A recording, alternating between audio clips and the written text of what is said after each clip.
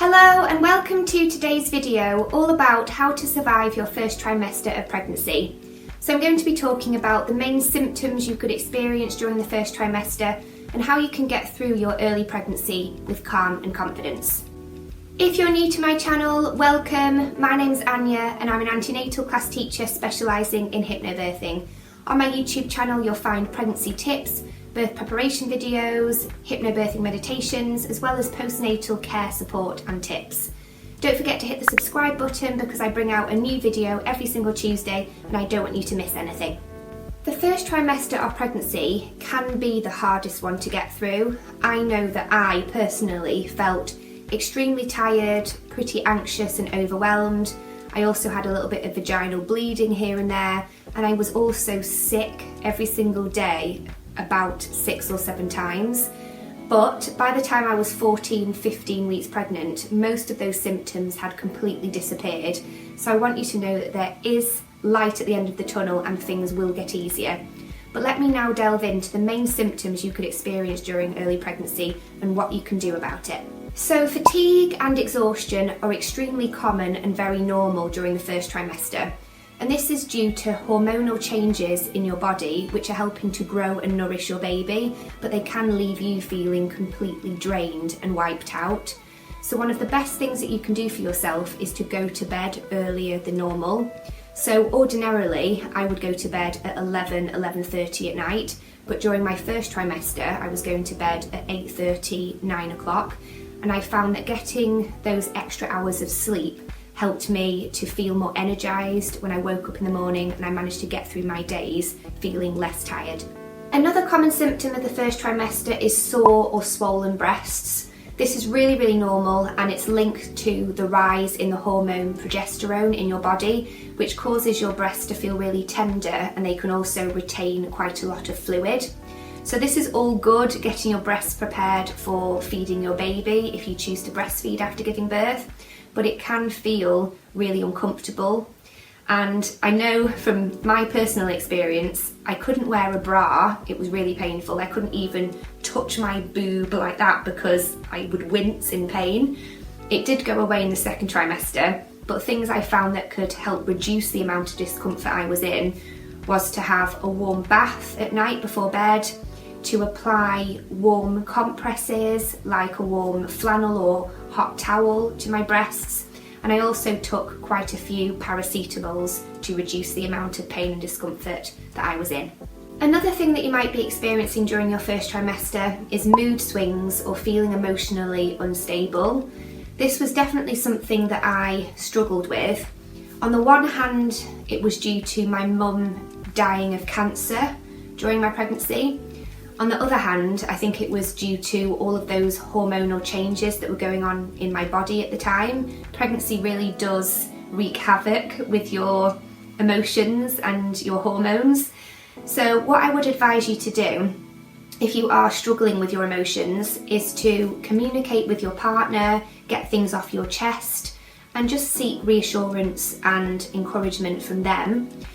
I also found it really helpful to write down how I was feeling each day, so I would journal my thoughts and feelings, get them out of me onto a piece of paper to help me to release them, I suppose, so I wasn't storing so much tension and anxiety inside myself. If you found that you were really struggling with your emotions and you felt really depressed or highly anxious or sensitive, I recommend that you speak to your doctor or a member of your care team so that they can provide some extra guidance and support to you. But please don't be alarmed if you cry over something really small and insignificant. For example, I think I was 8 or 9 weeks pregnant and I couldn't find my sunglasses and I was bawling my eyes out. It was literally the end of the world. And my partner said to me, "Anja, you can just buy another pair of sunglasses. It's okay." "But they're my favourite pair of sunglasses. I can't believe I've lost them. I'm just so stupid. How could I have lost them?" So if you are experiencing emotions like that, it is perfectly normal. But if you're really struggling with it and it's like a constant thing that you're dealing with, do seek assistance from your care team. Another common symptom of the first trimester is nausea or sickness. So I was being sick about 6 to 7 times a day, and it was quite depressing and debilitating. But as I got towards the end of my first trimester, I found ways of calming the sickness down, and I was vomiting far less frequently. So the best thing that you can do is check out the video on this screen right now. It's a pregnancy sickness tips video that I've created, and it's on my YouTube channel already. Check that out for my top advice to reduce pregnancy sickness and pregnancy nausea. If, however, you found that you couldn't keep anything down at all and you were feeling really, really weak and very dehydrated, I recommend that you get to the hospital and get checked out straight away. Normally, pregnancy sickness and nausea will subside when you hit the second trimester of pregnancy, so just hold on in there, my darling, because it will get better. Another common symptom of the first trimester is a change in your weight. So you might experience some weight gain, you might also experience some weight loss. I actually lost a little bit of weight during my first trimester because I found it so hard to keep down any food. So I was probably consuming less calories than I normally would be. If you found that your weight was absolutely plummeting, I would seek immediate medical assistance, but a change in like a couple of kilos here and there is perfectly normal and natural. Another annoying symptom of the first trimester is frequent urination. So I felt like I was constantly sitting on the toilet peeing.